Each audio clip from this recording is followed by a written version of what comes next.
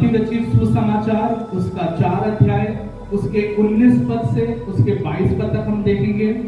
और मैं चाहता हूँ कोई भी जन उसको पढ़ देगा और उसके बाद कोई भी जन खोल लेगा 8 अध्याय और उसके 1 पद को पढ़ेंगे। कोई भी जन पढ़ देगा मत्ती रचित सुसमाचार 4 अध्याय उसके 19 पद से 22 पद। कोई दूसरा जन खोलेगा मत्ती रचित सुसमाचार उसका 8 अध्याय उसके 1 पद को 3 पद और हैं। मत्ती रचित सुसमाचार 9 अध्याय 9 पद। कोई दूसरा जन पढ़ेगा मत्ती रचित सुसमाचार 9 अध्याय 9 पद। फिर कोई दूसरा जन पढ़ेगा मत्ती रचित सुसमाचार 12 अध्याय उसका 15 पद। फिर कोई दूसरा जन पढ़ेगा मत्ती रचित सुसमाचार 14 अध्याय उसका 13 पद। 5 पद पढ़ना है। मैं चाहता हूँ 5 अलग अलग लोग इसको पढ़ेंगे। पहला पद 4 अध्याय 19 से 22, दूसरा 8 अध्याय 1 पद, तीसरा 9 अध्याय 9 पद, चौथा 12 अध्याय 15 पद और पांचवा है 14 अध्याय 13 पद। सभी मत्ती पुस्तक से ही है। ठीक है, शुरू करेंगे। मत्ती रचित सुसमाचार 4 अध्याय। मेरे पीछे चले आओ तो मैं तुमको मनुष्य पकड़ने वाला बनाऊंगा। वे तुरंत जालों को छोड़कर उसके पीछे हो लिए और वहां आगे बढ़कर यीशु ने और 2 भाई अर्थात जब्दी के पुत्र याकूब और उसके भाई यूहन्ना को देखा। वे अपने पिता जब्दी के साथ नाव पर अपने जालों को संभाल रहे थे। उसने उन्हें बुलाया। वे तुरंत नाव और अपने पिता को छोड़कर उसके पीछे मत्ती रचित सुसमाचार 8 अध्याय 1 पद। जोर से पढ़ेंगे।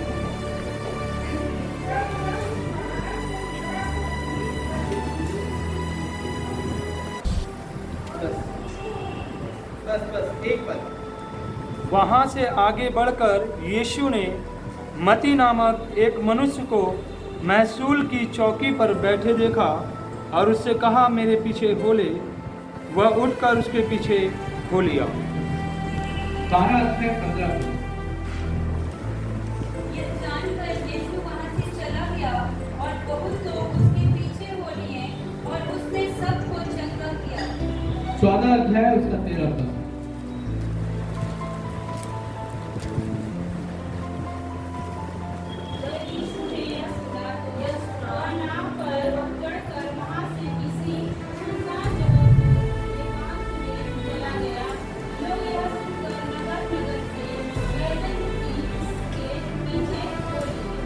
हालेलुया। इन 5 पद में हमने एक बात सामान्य देखा और वो क्या बात है? कोई बता सकता है? उसके पीछे होइए। और अगर हम इस बात को मनन करें प्रभु के वचन के द्वारा तो हमें ये मिलेगा कि कई बार चेलों को यीशु मसीह ने बोला कि मेरे पीछे हो ले। जैसा 4 अध्याय और उसके 19 पद में लिखा है। मत्ती रचित सुसमाचार 4 अध्याय 19 पद में लिखा है, यीशु ने उनसे कहा, किससे कहा? अंद्रयास से कहा, मेरे पीछे आओ तो मैं तुमको मनुष्यों का पकड़ने वाला बनाऊंगा। अंद्रयास से क्या कह रहा है परमेश्वर? यीशु मसीह क्या कह रहा है कि मेरे पीछे आओ।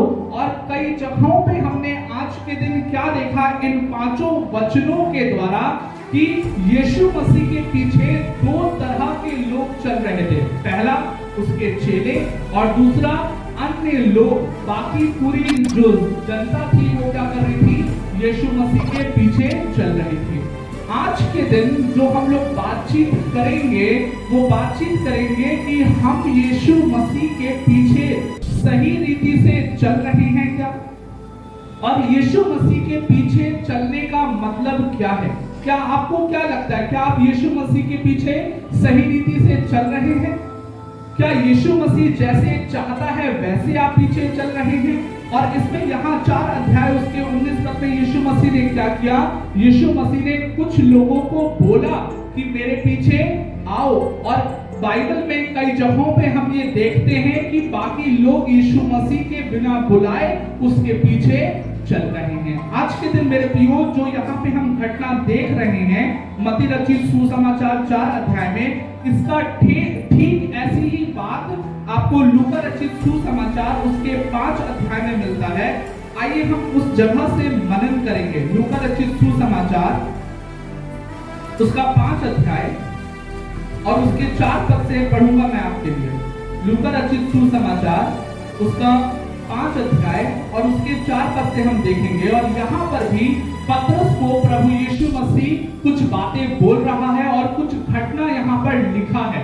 लूका के सुसमाचार में इस बात का वर्णन किया है कि जब यीशु मसीह ने पतरस को बोला मेरे पीछे आओ, तो उसके पहले क्या घटनाएं हुई थी, इस बात के विषय में हम देखेंगे। और दूसरी बात, यीशु मसीह क्या कर रहा है, यीशु मसीह अपने चेलों को चुन रहा है। हमें आज के दिन ये डिसाइड करना है, हमें आज के दिन ये निर्णय लेना है कि हम यीशु मसीह के चेले बनना चाहते हैं या भीड़ के समान यीशु मसीह के पीछे केवल आशीष पाने के लिए, चंगाई पाने के लिए, रोटी खाने के लिए चलना चाहते हैं। यीशु मसीह हमसे आज के दिन क्या चाहता है? यीशु मसीह हमसे चाहता है कि हम उसके चेले बने। यीशु मसीह ये नहीं चाहता कि हम भीड़ की तरह उसके पीछे अपने जीवन में आशीष पाने के लिए, चंगाई पाने के लिए उसके पीछे चले। तो मेरे प्रियो, मैं ये चाहता हूँ इस कलीसिया के जितने भी लोग हैं वो यीशु मसीह के चेले बने, वो यीशु मसीह के सच्चे चेले बने। और आज के दिन हम ये देखेंगे कि चेले हम यीशु मसीह के कैसे बन सकते हैं, यीशु मसीह के हम शिष्य कैसे बन सकते हैं। लूका रचित सुसमाचार 5 अध्याय उसके 4 पद को हम देखेंगे। इसमें इस प्रकार से लिखा है, जब वह बातें कर चुका तो शमौन से कहा गहरे में ले चल और मछलियां पकड़ने के लिए अपने जाल डालो।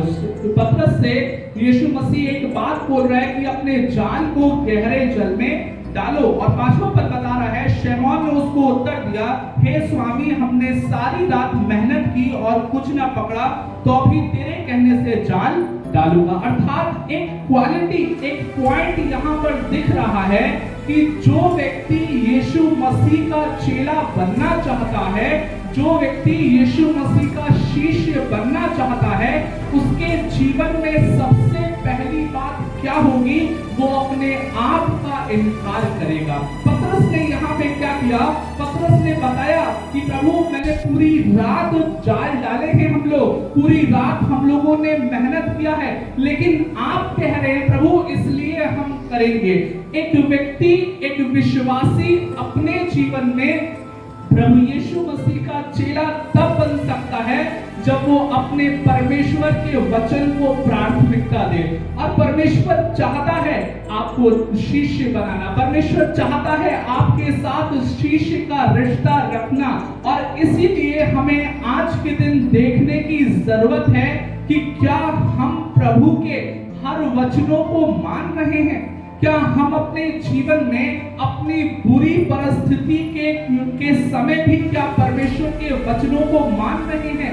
पतरस यहाँ पे वर्णन कर रहा है अपने थकान के विषय में कि प्रभु हमने पूरी रात मेहनत की, लेकिन प्रभु आप कह रहे हैं इसलिए तो भी हम जाल को डालेंगे। मेरे प्रियो, एक व्यक्ति जो शिष्य बनना चाहता है, एक व्यक्ति जो प्रभु यीशु का चेला बनना चाहता है, वो हर परिस्थिति में अपने जीवन का इनकार करेगा। वो हर परिस्थिति में परमेश्वर से कहेगा कि प्रभु मेरे जीवन में आपकी बातें, आपके वचन की बातें, आपका जो वचन कहता है वो मेरे जीवन में प्राथमिकता है। मेरे प्रियो, हमें ये सीखना होगा, चेले बनने के लिए हमें ये सीखना होगा कि हम अपने जीवन में कैसे अपने आप का इनकार कर सकते हैं। और इसके लिए हमें परमेश्वर से सामर्थ्य मांगनी होगी कि प्रभु मैं अपने जीवन में आपकी इच्छा पूरी करना चाहता हूँ। एक चेला हमेशा अपने जीवन में अपनी इच्छा पूरी नहीं करेगा। एक चेला अपने जीवन में, एक शिष्य अपने जीवन में हमेशा ये बोलेगा कि प्रभु तेरी इच्छा है तो मैं किसी भी परिस्थिति में क्यों ना हूं, मैं वो करूंगा जो आपका वचन कहता है और जो आपने मुझसे कहा है। मेरे प्रियो, क्या आप आज के दिन चर्च में आशीष पाने के लिए आए हैं या परमेश्वर के करीब होने के लिए आए हैं? अगर आप परमेश्वर के करीब आना चाहते हैं और इसका मतलब है आत्मिक उन्नति पाना चाहते हैं, तो आपको ये कार्य करना पड़ेगा कि प्रभु मेरे जीवन में मेरी इच्छा नहीं आपकी इच्छा पूरी हो। मेरे जीवन में कितनी भी परेशानी प्रभु है, लेकिन आप कहेंगे तो मैं प्रार्थना जरूर करूंगा। प्रभु आप कहेंगे तो मैं आप पर विश्वास जरूर करूंगा। चाहे अकाल हो, चाहे बीमारी हो, चाहे परेशानी हो, मैं उन हर एक परिस्थिति में परमेश्वर पिता हम आपके वचन के अनुसार चलेंगे और अपने इच्छा को पूरी नहीं होने देंगे। हम हमेशा वही करेंगे जो आपने कहा, और पतरस यही कह रहे हैं, लिखा है तो भी तेरे कहने से जाय डालूंगा। अर्थात उसने अपने आप का क्या किया? इनकार किया और परमेश्वर की आज्ञा को स्वीकार किया। याद रखिए, जब हम अपने आप का इनकार करते हैं तो परमेश्वर की आज्ञा, उसके वचन को स्वीकार करते हैं। लेकिन जब हम अपने मन को स्वीकार करते हैं तो ठीक उसी समय हम परमेश्वर के वचनों का इनकार कर देते हैं। और सच्चा चेला हमेशा परमेश्वर के वचनों को स्वीकार करता है। छठे पद में इस प्रकार से लिखा है, जब उन्होंने ऐसा किया तो बहुत मछलियां घेर लाए और उनके जाल फटने लगे। इस पर उन्होंने अपने साथियों को जो दूसरी नाव पर थे संकेत किया कि आकर हमारी सहायता करो, और उन्होंने आकर दोनों नावें यहाँ तक भर ली कि वे डूबने लगी। 8वां पद, यह देखकर शमौन पतरस यीशु के पांव पर गिरा और कहा, हे प्रभु मेरे पास से जा, क्योंकि मैं पापी मनुष्य हूं। अर्थात यहाँ आश्चर्य कर्म हो रहा है, और आश्चर्य कर्म के साथ साथ यहाँ पे एक घटना और हो रही है। पतरस क्या बोल रहा है कि हे प्रभु तू मेरे पास से जा, क्योंकि मैं पापी मनुष्य हूं। और अगर आप देखेंगे 5वें पद में, तो वही शमौन यीशु मसीह को क्या कहता है? हे स्वामी। 5वें पद में शमौन क्या कह रहा है? हे स्वामी। लेकिन अगर 8वें पद में देखेंगे तो वही शमौन यीशु मसीह के पांव में गिरकर क्या कह रहा है? हे प्रभु। क्या कह रहा है? हे प्रभु। अर्थात आज के दिन यदि हम प्रभु यीशु मसीह के शिष्य बनना चाहते हैं तो सबसे पहले हमें अपने परमेश्वर को पहचानना जरूरी है। हमें ये जानना है कि हमारे परमेश्वर ने हमारे जीवन के लिए क्या किया है। हमें ये जानना है, यहाँ परमेश्वर ने, यीशु मसीह ने पतरस के लिए क्या किया? एक आश्चर्य कर्म हुआ। लेकिन हमें क्या जानना है? हमें ये जानना है कि यीशु मसीह ने हमारे जीवन के लिए क्या किया। यीशु मसीह ने हमारे पापों का बोझ उठा लिया। यीशु मसीह ने हमारे पापों का दंड अपने ऊपर ले लिया। हमारे जीवन के जितने भी पाप थे, श्राप थे, उसको लेकर के वो क्रूस पर बलिदान हो गया। हमें ये जानने की जरूरत है, अगर आज के दिन तक आप प्रभु यीशु मसीह को अपना उद्धारकर्ता नहीं समझ पाए हैं तो आप यीशु मसीह के शिष्य, यीशु मसीह के डिसाइपल कभी नहीं बन सकते। हालेलुया। क्या आप समझ रहे हैं मेरी बात को? आज के दिन हमें इस बात को समझना है कि परमेश्वर जो है वो केवल हमें चंगा नहीं कर रहा। परमेश्वर केवल हमारा आशीष देने वाला परमेश्वर नहीं है, परंतु सर्वप्रथम हमें अपने यीशु मसीह को अपना प्रभु जानकर अंगीकार करना है। और पतरस ने यहाँ पर यही किया। वो क्या बोला? हे प्रभु मेरे पास से चला जा, क्योंकि मैं पापी मनुष्य। उसने यीशु मसीह को प्रभु के नाम से, प्रभु के दर्जे से, अधिकार से संबोधित भी किया, और उसने ये भी समझ लिया कि मैं पापी मनुष्य हूं। क्या आज के दिन हम और आप इस बात को समझ पाए हैं?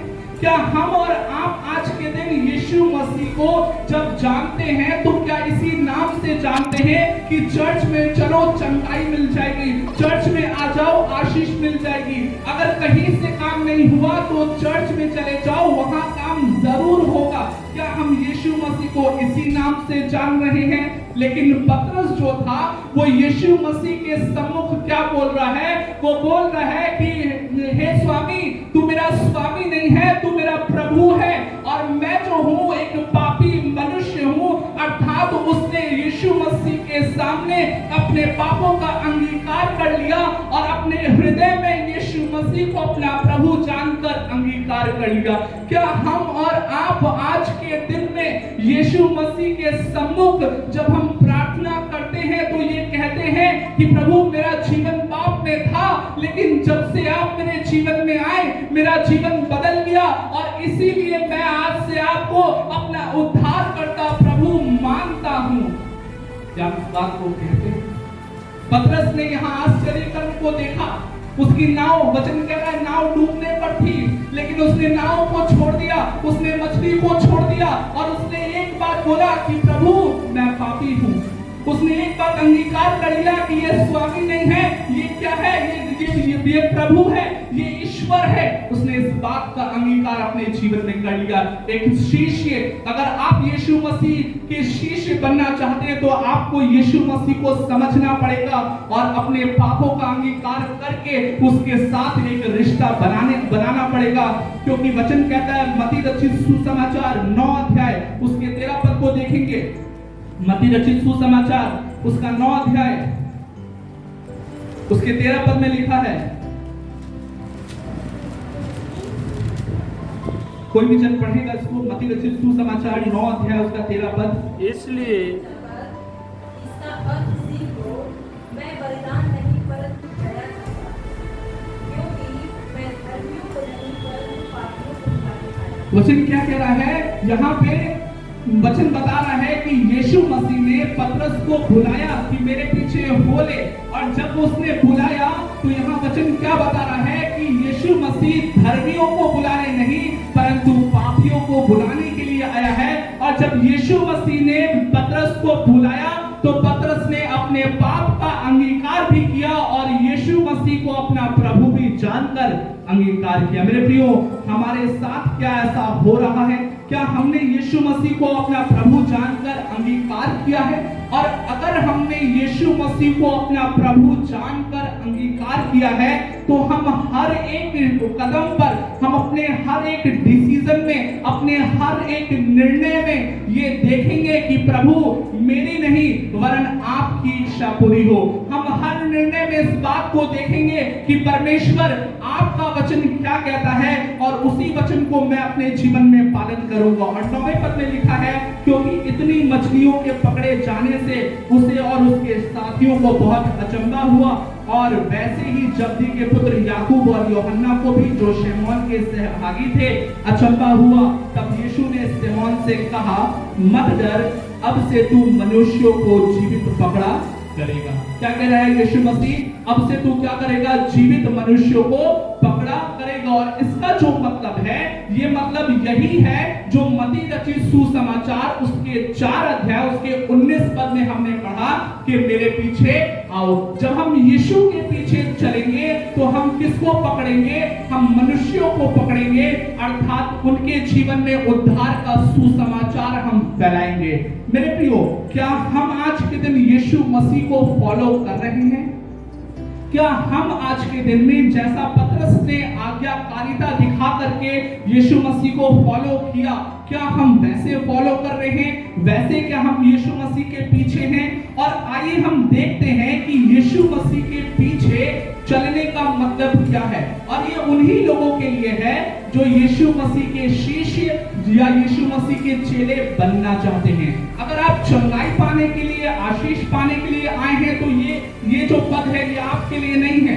लेकिन अगर आप यीशु मसीह के चेले बनना चाहते हैं तो ये वचन आपके लिए है। आइए हम देखते हैं मत्ती रचित सुसमाचार उसका 16 अध्याय और उसके 24 पद को हम लोग थोड़ा सा मनन करेंगे।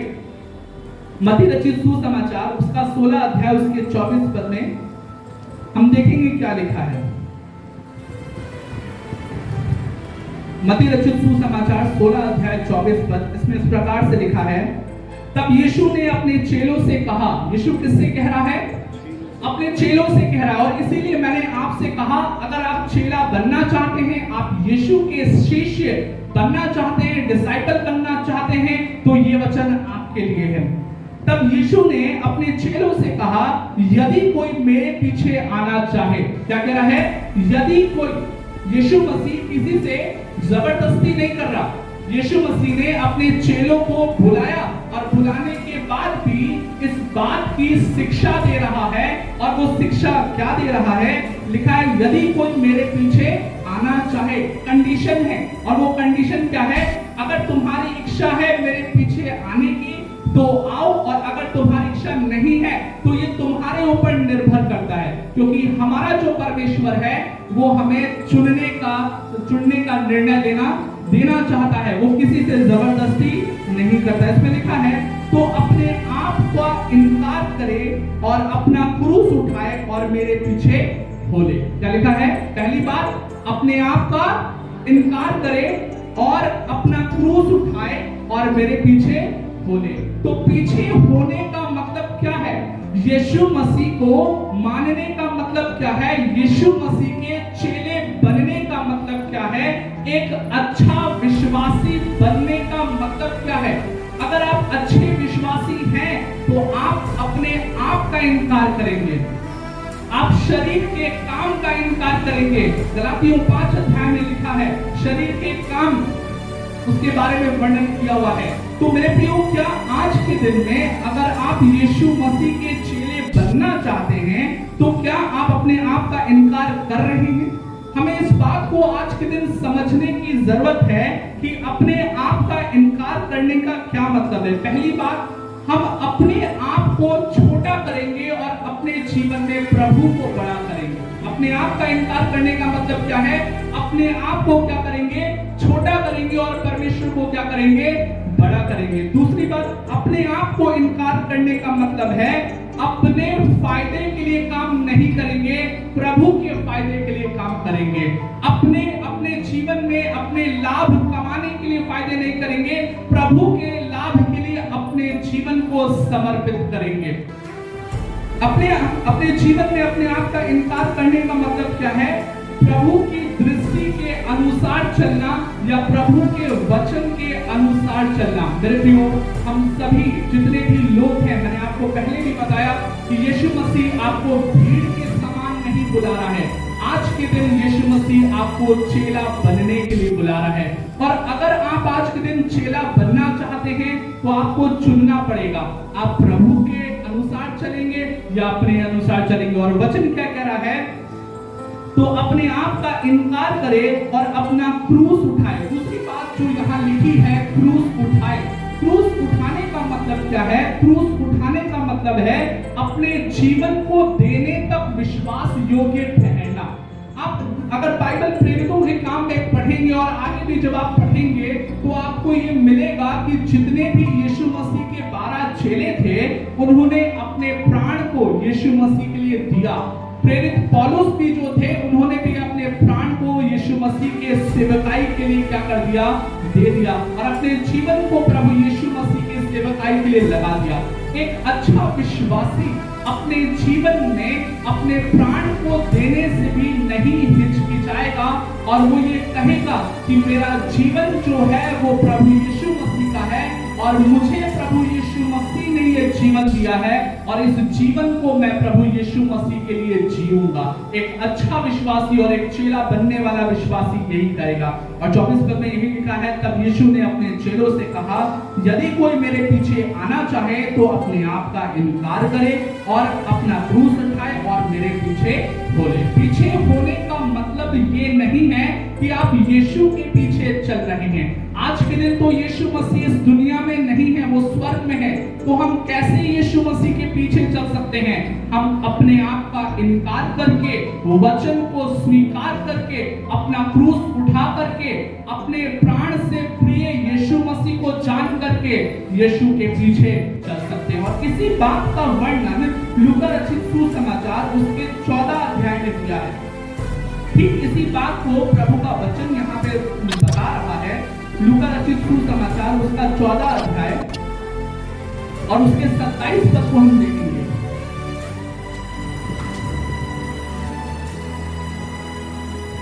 लूका रचित सुसमाचार उसका 14 अध्याय उसके 27 पद में लिखा है, और जो कोई अपना क्रूस न उठाए, बाइबल क्या कह रहा है? जो कोई अपना क्रूस न उठाए, इसका मतलब अपने प्राण को ज्यादा प्रिय समझे परमेश्वर के वचन से, जो कोई अपना क्रूस न उठाए और मेरे पीछे न आए, अर्थात परमेश्वर के वचन को स्वीकार न करे, अपने मन की बातों को स्वीकार करे। क्या लिखा है? फिर से पढ़ूंगा, और जो कोई अपना क्रूस न उठाए और मेरे पीछे न आए तो वह भी मेरा चेला नहीं हो सकता। बाइबल क्या कह रहा है? अगर हम यीशु के पीछे चलना चाहते हैं तो यीशु के पीछे चलने का मतलब नहीं है कि आप चर्च में चले आइए। विश्वास करने का मतलब ये नहीं है कि आप इस यीशु की मंडली में आकर के बैठ जाइए।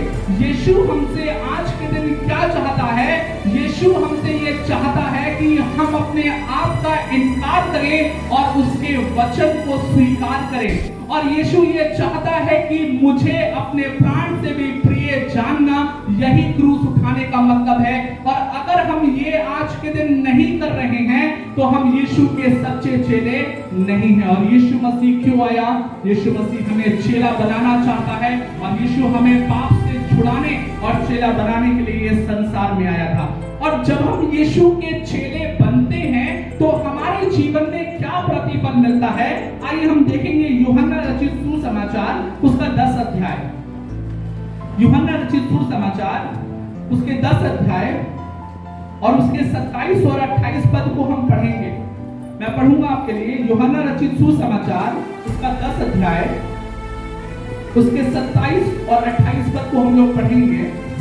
इसमें इस प्रकार से लिखा है, मेरी भेड़ें मेरा शब्द सुनती हैं, मैं उन्हें जानता हूं और वे मेरे पीछे पीछे चलती हैं। क्या लिखा है? मेरी भेड़ें, मेरे चेले, मेरे शिष्य क्या करते हैं? मेरा शब्द सुनते हैं और सुन करके मेरे पीछे चलते हैं। जब आप परमेश्वर का वचन आज के दिन सुन रहे हैं तो क्या आपके जीवन में परमेश्वर के वचन के प्रति आज्ञाकारिता बढ़ रही है? और अगर परमेश्वर के वचन के प्रति आपके जीवन में आज्ञाकारिता बढ़ रही है तो आप उसके चेले हैं। मेरे प्रियो, हमें आज के दिन इस बात को देखना है, चर्च एक ऐसी जगह है जहां पर चेलों को तैयार किया जाता है। चर्च एक ऐसी जगह है जहां पर लोगों को मसीह के स्वरूप में ढाला जाता है। चर्च एक ऐसी जगह है जहां पे मनुष्य अपने जीवन में प्रभु यीशु मसीह के और करीब आता है। चर्च एक ऐसी जगह नहीं है केवल जहां पे चंगाई मिलती है। आज के दिन कलीसिया को, चर्च को, प्रार्थना भवन को लोग चंगाई हीलिंग सेंटर बना दिए हैं, लेकिन मैं चाहता हूं कि इस कलीसिया के लोग इस बात को समझें, क्योंकि यीशु मसीह ने जब अपनी मिनिस्ट्री को शुरू किया तो उसने चेला बनाने से मिनिस्ट्री शुरू किया। उसने सबसे पहला काम मिनिस्ट्री में क्या किया? उसने चेलों को चुना। और ये जो कलीसिया है, होली जीसस मिशन, इस कलीसिया को भी और मुझे भी परमेश्वर ने ये एक दर्शन दिया, ये एक बातचीत किया कि तुम्हें 100 चेलों को चुनना है और तैयार करना है। मेरे प्रियो, ये कलीसिया भी चेले निर्माण करने की प्रक्रिया में शुरू हो गई है आज से, और पहले से भी है, और इस चीज को और सुचारू रूप से जारी किया जाएगा और किया जाएगा। मेरे प्रियो, आज के दिन क्या आप उसकी भेड़ें हैं? और अगर आप उसकी भेड़ें हैं तो आप उसकी आज्ञाकारिता में बढ़ेंगे। आप उसके चेले हैं या शिष्य हैं तो आप उसके वचन को मानने में बढ़ेंगे। अगर आप आज के दिन में सच में उसके अनुयायी हैं तो आप उसके वचनों को इनकार नहीं करेंगे, परंतु अपने आप का आज के दिन इनकार करेंगे। और इसमें लिखा है, मेरी भेड़ मेरे शब्द सुनते हैं। और जो भी लोग इस वचन को सुन रहे हैं, हालेलुया, जितने लोग सो रहे हैं ताली बजाएंगे।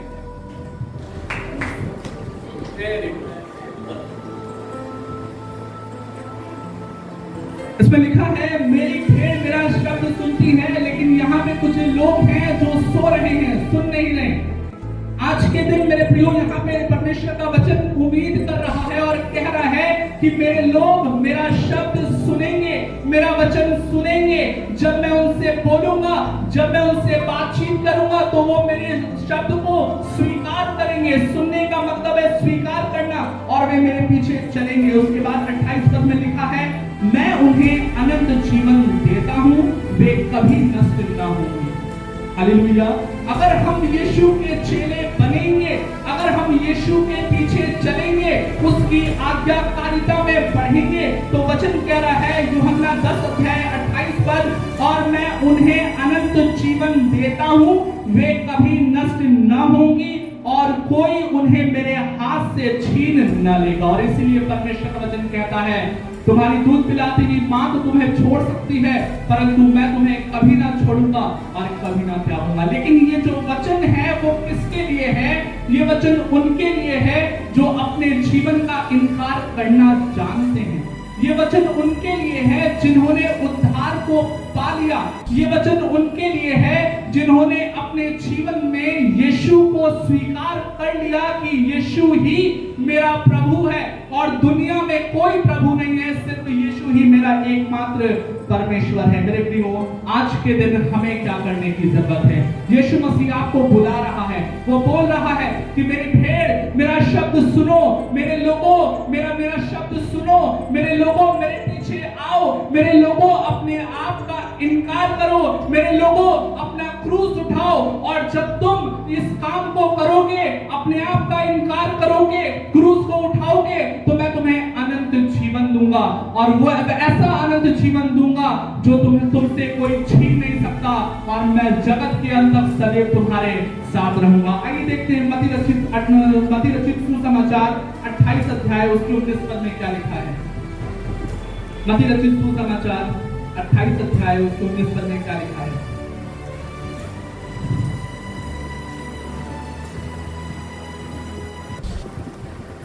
कोई भी पढ़ेगा मेरे लिए। इसलिए तुम जाओ, सब जातियों के लोगों को चेला बनाओ और उन्हें पिता और पुत्र और पवित्र आत्मा के नाम से बपतिस्मा दो। हालेलुया। इसमें क्या लिखा है? इसलिए तुम जाओ, सब जातियों के लोगों को चेला बनाओ। और मैं आपको यही बता रहा था कि यीशु मसीह की जो मिनिस्ट्री थी उसकी शुरुआत कैसे हुई थी? चेला बनाने से शुरुआत हुई थी।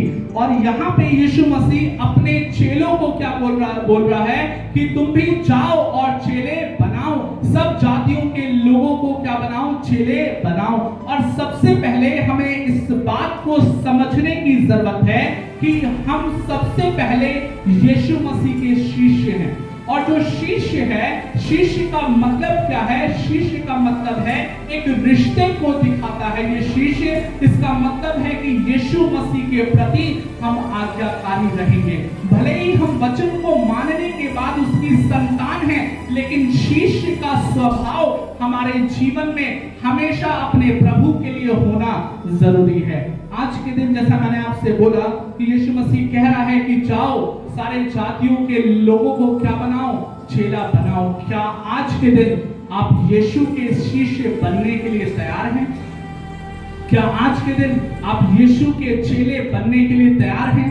क्या आज के दिन से आप अपने जीवन में बोलेंगे कि मेरी इच्छा नहीं वरन परमेश्वर पिता आपके वचन में जो लिखा है वो पूरा होगा, और मैं अपने जीवन को अपने लिए प्रिय नहीं जानता हूं, परंतु आपको अपने प्राण से ज्यादा प्रिय जानता हूं। और हमें आज के दिन इसके बाद भी क्या करने की जरूरत है? यिर्मयाह 3 अध्याय उसके 15 पद में देखिए क्या लिखा है।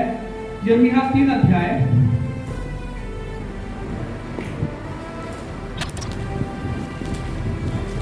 यिर्मयाह 3 अध्याय उसके 15 पद में यीशु मसीह आज के दिन स्वर्ग में है, और यीशु मसीह आज के दिन हमारे पास यहाँ नहीं है, परंतु उसका वचन है, उसका पवित्र आत्मा है। लेकिन यीशु मसीह ने हमें एक और गुरु के नाते आप कह सकते हैं या अगुवा दिया है। देखिए क्या लिखा है यिर्मयाह 3 अध्याय उसके 15 पद में, मैं तुम्हें अपने मन के अनुकूल चरवाहा दूंगा जो ज्ञान और बुद्धि से तुम्हें चराएंगे। क्या लिखा है? मैं तुम्हें क्या दूंगा? मैं तुम्हें अपने मन के अनुकूल चरवाहा दूंगा। क्या दूंगा? चरवाहा। तो आज के दिन मेरे प्रियो, हमें इस बात को समझने की जरूरत है कि सर्वप्रथम हम जो चेले हैं वो किसके हैं?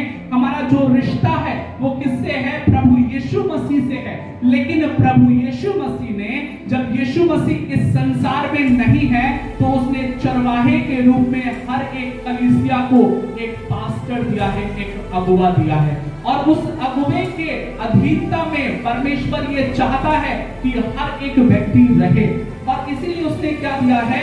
हर एक कलीसिया में एक अगुवा को निर्धारित किया है। आइए हम देखेंगे मत्ती रचित सुसमाचार उसका 10 अध्याय। मत्ती रचित सुसमाचार उसका 10 अध्याय और उसके 40 पद को हम देखेंगे। मैं पढ़ूंगा आपके लिए मत्ती रचित सुसमाचार उसका 10 अध्याय उसके 40 पद को। और जैसा मैंने आपको बताया, यीशु मसीह कौन है? हमारा चरवाहा है। और आज के दिन यीशु मसीह हमारे बीच में नहीं है, परंतु उसका वचन है, उसका पवित्र आत्मा है, उसके स्वर्गदूत हैं। और इसीलिए लोगों को चराने के लिए, लोगों को सिखाने के लिए, लोगों की अगुवाई करने के लिए परमेश्वर ने क्या किया है? अपने चरवाहे को, अपने इस कलीसिया के अगुवे को निर्धारित किया है। 40 पद में लिखा है, जो तुम्हें ग्रहण करता है वह मुझे ग्रहण करता है। किसकी बात कर रहा है? परमेश्वर ने जिन चेलों को निर्धारित किया है। अगर आज के दिन बात किया जाए तो जैसे मैं हूं, मैं कौन हूं? मैं परमेश्वर का एक दास हूं। और परमेश्वर ने मुझे क्या किया है? इस कलीसिया के लिए निर्धारित किया है। और आप सभी को इसलिए निर्धारित किया है कि आप अगुवाई में चले। और वचन क्या कह रहा है? जो तुम्हें ग्रहण करता है वह मुझे ग्रहण करता है। जो परमेश्वर के चेलों को ग्रहण करता है वो किसको ग्रहण करता है? वो परमेश्वर को ग्रहण करता है। जो परमेश्वर के शिष्यों को ग्रहण करता है, जो परमेश्वर के पास्टर्स को ग्रहण करता है, वो किसको ग्रहण करता है? वो परमेश्वर को ग्रहण करता है। और जो मुझे ग्रहण करता है वह मेरे भेजने वाले को ग्रहण करता है, पिता परमेश्वर को ग्रहण करता है। 42 पद में लिखा है, जो कोई इन छोटों में से एक को मेरा चेला जानकर केवल एक कटोरा ठंडा पानी पिलाए। क्या लिखा है? किसी एक को चेला जानकर, क्या जानकर? चेला जानकर क्या करे? एक कटोरा पानी पिलाए। मैं तुमसे सच सच कहता हूं वह किसी रीति से अपना प्रतिफल न खोएगा। हालेलुया। मेरे प्रियो, हम आज के दिन में हमें यह सीखना है कि क्या हम अपने परमेश्वर के निर्धारित किए हुए दासों का, परमेश्वर के द्वारा निर्धारित किए हुए अगुवों का क्या हम सम्मान कर रहे हैं? और अगर हम सम्मान करेंगे तो हम अपना प्रतिफल नहीं खोएंगे। लेकिन बाइबल इस बात को प्रमाणित कर रहा है कि परमेश्वर के द्वारा जो चेले निर्धारित किए गए हैं, जो चरवाहे निर्धारित किए गए हैं लोगों के लिए, जो अगुवे निर्धारित किए गए हैं लोगों के लिए, कई बार लोग अपने जीवन में उनके प्रति विश्वास योग्य नहीं हो करके, उनका अपमान करके, उनके जीवन के विषय में बुरा भला कह करके अपना प्रतिफल खो देते हैं। कई बार मेरे प्रियो ऐसा होता है, मैंने कई ऐसे लोगों को देखा है अपनी मिनिस्ट्री के दौरान कि वे अपने अगुवे के प्रति विश्वास योग्य नहीं रहे। वे अपने अगुवे के प्रति विश्वास योग्य न रह करके अपने जीवन के आशीष को खो दिए। उनके जीवन में आशीष कभी ना आया। तो मेरे प्रियो, मैं ये चाहता हूं कि ये कलीसिया आज के दिन सर्वप्रथम परमेश्वर को अपना गुरु, अपना प्रभु माने और उसके बाद परमेश्वर के वचन के अनुसार जो निर्धारित किया हुआ चरवाहा है उसके अधीनगी में रहें। अगर आप परमेश्वर के वचन को मानेंगे तो आप अपने पास्टर के अधीनगी में रहेंगे। अगर आप परमेश्वर के वचन के अनुसार चलेंगे तो आप अपने पास्टर की इज्जत करेंगे। अगर आज के दिन आप परमेश्वर के वचन का आदर कर रहे हैं तो ये निश्चित है कि आप अपने अगुवे का भी आदर जरूर करेंगे। क्योंकि पहला तीमुथियुस उसका 5 अध्याय उसके 17 पद में देखिए क्या लिखा है। पहला तीमुथियुस उसका 5 अध्याय उसके 17 पद में क्या लिखा है? पहला तीमुथियुस उसका 5 अध्याय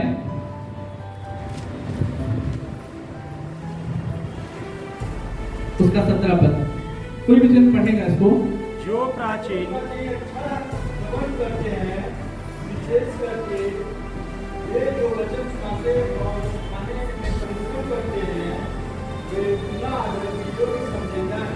हालेलुया। इसमें क्या लिखा है? जो प्राचीन अच्छा प्रबंध करते हैं, विशेष करके जो वचन सुनाने और सिखाने में परिश्रम करते हैं। और मैंने आपको ये बताया कि चर्च एक ऐसी जगह है जहां पर लोगों को मसीह के स्वभाव में ढलना सिखाया जाता है। और वचन क्या कह रहा है कि विशेष करके जो वचन सुनाते हैं। और आप सीखते कैसे हैं? जिनको परमेश्वर ने निर्धारित किया है उनके द्वारा, अर्थात चर्च के पास्टर, अगुवे या टीचर्स के द्वारा। और इसमें लिखा है जो वचन सुनाने और सिखाने में परिश्रम करते हैं 2 गुने आदर के योग्य समझे जाए। क्या आप आज के दिन में परमेश्वर के दासों को क्या आज के दिन में जो वचन आपको सिखा रहे हैं, जो वचन की सेवकाई कर रहे हैं, जो वचन सिखाने में परिश्रम करते हैं, क्या आप उनको सम्मान दे रहे हैं? क्या आप उनको दोगुना सम्मान दे रहे हैं? क्या आप उनका अपमान कर रहे हैं? इस बात को निश्चित जानिए, अगर आपके जीवन में परमेश्वर के लोगों के प्रति सम्मान नहीं है तो आप परमेश्वर का भी सम्मान और परमेश्वर के वचन को भी स्वीकार नहीं कर रहे। मेरे प्रियो, हमें आज के दिन अपने जीवन में इस वचन के अनुसार बदलाव करने की जरूरत है। और मैंने आपको जैसा बताया कि सर्वप्रथम हमें परमेश्वर को अपना प्रभु जानना है और दूसरी बात हमें अपने परमेश्वर के ठहराए हुए दास का भी सम्मान करना है, क्योंकि बाइबल क्या कह रहा है, जो वचन सिखाने में परिश्रम करते हैं वो दोगुने आदर के योग्य ठहरे जाएं। आमीन।